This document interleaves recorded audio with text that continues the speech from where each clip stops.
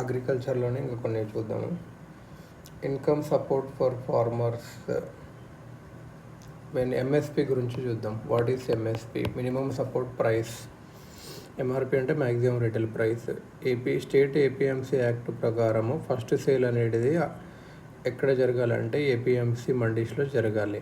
కానీ ఫార్మరు ఒకవేళ remunerative prices వస్తలేదు మండీ దగ్గర, ఎందుకంటే బంపర్ ప్రొడక్షన్ వల్ల సప్లై పెరిగితే ప్రైజెస్ తగ్గుతున్నవి, కట్టలైజేషన్ చేస్తుండ్రు, ప్రైస్ ఫిక్సేషన్ చేస్తుండ్రు. సో ఫార్మర్స్ని ప్రొటెక్ట్ చేయడానికి government of India MSP before crop season చెప్తుంది అన్నట్టు. అది ఎలా చెప్తుంది అంటే ఒకటి ఉంటుంది, commission for agriculture cost prices, CACP, commission for agricultural cost prices. ఇదే ఒక ఫార్ములా ఏంటి అంటే A2 + FL × 1.5 ఆర్ మోర్. ఇది ఎంఎస్పి ఫార్ములా. దేనికి చెప్తారు? ఇది నెక్స్ట్ వచ్చేసి సిసిఏ ఉంటుంది. ఇది రెండు దేనికి చెప్తారంటే 22 క్రాప్స్ ఉంటాయి. ఖరీఫ్కి ఏమో 14 క్రాప్స్ ఖరీఫ్. ఏవేవి? ప్యాడీ, జోవార్, బాజ్రా, మేజ్, రాగి, తూర్, అర్హర్ దాల్ అంటారు, moong, urad, groundnut, soybean, sunflower seed, sesamum, niger seed, cotton. 6 ఏమో రబీలో main wheat, barley, gram, masoor అంటే lentil, safflower, rapeseed, mustard. ఇది ఎంఎస్పి ఆఫ్ తోరియా దీన్ని బట్టి ఉంటుంది. రేప్ సీడ్, మస్టర్డ్ బట్టి ఉంటుంది తోరియాది. కమర్షియల్ క్రాప్స్ ఏమో jute, copra. Dehusked coconut MSP ఏమో కోప్రా మీద డిపెండ్ అయి ఉంటుంది. కోప్రా, జూట్ ఇవన్నట్టు. క్రాప్ డైవర్సిఫికేషన్ అంత ఏంటి అంటే వీటిని రైస్, షుగర్ కేన్ తగ్గించి వేరే పెంచడం. దానికి ఎక్కువ ఎంఎస్పి ఇస్తే అవి పెంచుతాయి అన్నట్టు. ఇది అన్నట్టు. ఇంకా షుగర్ కేన్కి ఎఫ్ఆర్పి ఉంటుంది, అది చూద్దాం ఇప్పుడు.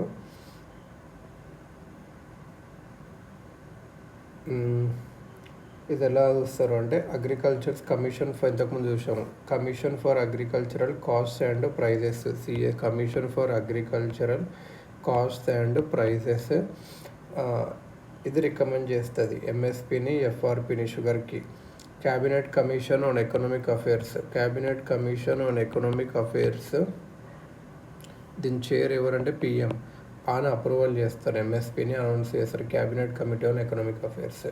మరి ఇంతకుముందు చూసాం A2 + FL అండి. అసలు A2 అంటే ఏంటంటే యాక్చువల్ కాస్ట్స్ ఏదైతే ఫార్మర్ డైరెక్ట్గా ఇంకర్డ్ అవుతుండో, సీడ్స్ కానీ, ఫెర్టిలైజర్స్ కానీ, పెస్టిసైడ్స్ కానీ, లేబర్ మీద కానీ, డిప్రిషియేషన్ ఆఫ్ ఫార్మ్ బిల్డింగ్స్ కానీ, మెషినరీ కానీ, ఇంట్రెస్ట్ ఆన్ వర్కింగ్ క్యాపిటల్ కానీ, డీజిల్ కానీ, ఎలక్ట్రిసిటీ కానీ, ట్రాక్టర్కి, పంప్ సెట్స్కి, ఇలా ఇవన్నీ కలిపి. So A2 is actual cost directly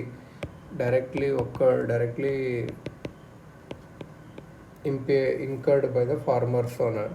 FL అంటే ఏంటంటే input cost of unpaid family labour. ఇప్పుడు ఫ్యామిలీలో వర్క్ చేస్తారు మన ఇండియాలో ఎక్కువ మంది, వాళ్ళకి లేదు కదా. So imputed cost of unpaid, దీన్ని 1 టైమ్స్గా ఎంఎస్పి అంటారు. సో ఫార్మర్గా బేసికల్గా ఈ 1.5 అంటే 1.5 అంటే 50% ప్రాఫిట్ రావాలని, కానీ రియాలిటీలో అలా ఏం రాదు. ఇంకోటి national commission on farmers MS Swaminathan గారు హెడ్ అన్నట్టు. 50% ఫార్ములా చేయాలి, కానీ డిఫరెంట్ C2 ఫార్ములాతోనే చేశారు. మరి C2 ఫార్ములాలో ఏది ఎంఎస్ స్వామినాథన్ గారు చెప్పింది C2 formula. A2 formula. C2 ఫార్ములాలో ఏముంటుందంటే ఇది rent on its own land కూడా క్యాలిక్యులేట్ చేస్తుంది. Rent on its own land, ఇంకా interest on its own capital కూడా చేస్తుంది అన్నట్టు. సో ఇది అన్నట్టు. ఫార్మర్ ఒకవేళ లీజ్ ఇచ్చింటే తను మంచిగా సంపాదించేవాడు కదా, తన సేవింగ్ లోన్ ఏదైతే ఖర్చు ఇక్కడ పంట మీద పెట్టినా తన ఇంట్రెస్ట్కి ఇచ్చుకుంటే ఇంకా అలా అవి కూడా కంప్లీట్ చేయాలని గవర్నమెంట్ C2 ఫార్ములా వాడితే ఎంఎస్పి చాలా ఎక్కువ అవుతుంది. So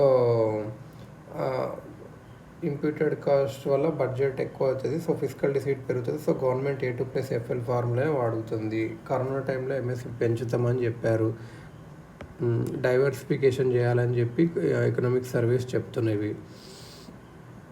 crop diversification, water and soil conservation, improve farmers income, self sufficiency in pulses and oilseeds. దీనివల్ల ఇన్ఫ్లేషన్ కంట్రోల్ అవుతుంది, ఫుడ్ అండ్ న్యూట్రిషనల్ సబ్సిడీ వస్తుంది అన్నట్టు.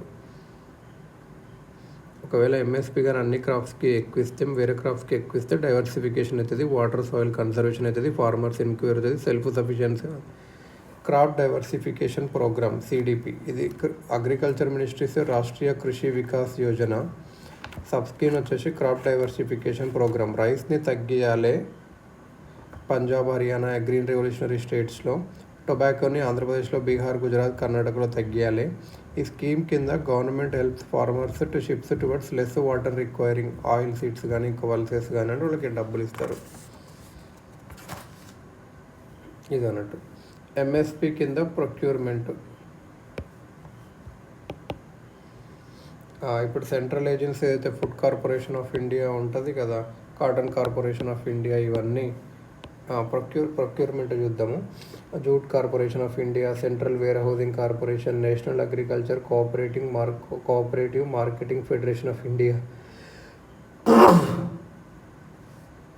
National consumer cooperative federation of India, national consumer cooperative federation of India NCCF. ఇంకా small farmers agro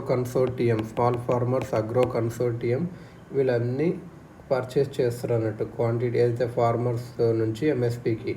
దీన్ని open ended procurement అంటారు. Farmer ఎంత తెచ్చినా government agencies కొంటవి, quota పెట్టకుండా. కరెక్టివ్లీ ఎంటైర్ మెకానిజంని ఏమంటారు అంటే market intervention scheme and price support scheme అంటారు. MI, market intervention scheme and price support scheme, MI. ఇది 100% యూనియనే చేస్తుంది అన్నట్టు. From food corporation of India's point of వ్యూలో ఏంటంటే economic cost of food grains అంటే ఏంది, ఎంఎస్పి ఏదైతే ఫార్మర్కి ఇస్తుందో అది technically called pooled cost of grains brought at MSP. ఎంఎస్పిలో ఎకనామిక్ కాస్ట్ డిఫరెంట్ అది, plus bonus paid to farmers if any. This is usually announced during election season. Plus procurement incidentals అంటే truck డ్రైవర్స్కి, లోడర్స్కి, డీజిల్కి అంత ఇస్తారు కదా వాళ్ళకు. ప్లస్ డిస్ట్రిబ్యూషన్కి ఈ FCA కదా public distribution system చేసేది, national food security act, mid day మీల్స్కి, ఇవన్నీ కలిపి ఎకనామిక్ కాస్ట్ అంటారు. ఎంఎస్పి వల్ల బెనిఫిట్ ఏమొస్తుందంటే ఫార్మర్కి ఒక ఆప్షన్ ఉంటుంది గవర్నమెంట్కి అమ్మడానికి. దీనివల్ల ఏమంటుందంటే ప్రైవేట్ దగ్గర కూడా మంచి రేట్ వస్తుంది. దీనివల్ల ఏమైందంటే చిన్న చిన్న ప్రైజెస్కి అమ్మాల్సిన అవసరం లేదు, ప్రైవేట్ వాళ్ళ మోసానికి పోవాల్సిన అవసరం లేదని. గవర్నమెంట్ ఎంఎస్పి ముందే చెప్తుంది కాబట్టి దాన్ని చూసుకొని మనం ప్రొడ్యూస్ చేసుకోవచ్చు. ఎంఎస్పి అనేది మార్కెట్కి ఒక సిగ్నల్ పంపిస్తుంది, మేము ఇంత మినిమం ప్రైస్ ఫిక్స్ చేస్తున్నాము, ఇంతకంటే తక్కువ అమ్ముకోకండి మేము ఉన్నాము అని చెప్పి. కానీ ఎంఎస్పిలో నష్టం ఏంటి అంటే ఎఫ్సిఐ కానీ నాఫెడ్ ప్రొక్యూర్మెంట్ అనేది పెద్ద పెద్ద టౌన్స్లోనే చేస్తారు. సో చిన్న ఊర్లో ఉన్న వాళ్ళందరూ వాళ్ళ ఓన్ ట్రాక్టర్లు అలా తెచ్చుకొని తేవాల్సి వస్తుంది. దాని తర్వాత కొంచెం వరకు డీసెంట్రలైజ్ చేశారు ప్రొక్యూర్మెంట్, బట్ ఇంకా ఉంది అన్నట్టు. కానీ అన్ని క్రాప్స్కి చేయలేదు. ప్రొక్యూర్మెంట్ అనేది రైస్, వీటు లేకపోతే కొన్ని క్రాప్సే కొంటుంటారు. మేము చిన్న చిన్న క్రాప్స్ చాలా ఉన్నాయి, అవి ఏం కొంటలేదు. వెజిటేబుల్కి, ఫ్రూట్స్కి ఎంఎస్పి లేదు. ఇంకోటి ఏంటంటే ప్రధానమంత్రి అన్నదాత ఐ సంరక్షణ్ అభియాన్, ఆశా స్కీమ్. ఇది ఏంటంటే ప్రధానమంత్రి అన్నదాత ఐ సిబిఎల్ ఏంటో సంరక్షణ్ అభియాన్, ఇవి హిందీ నేమ్స్ అన్నీ.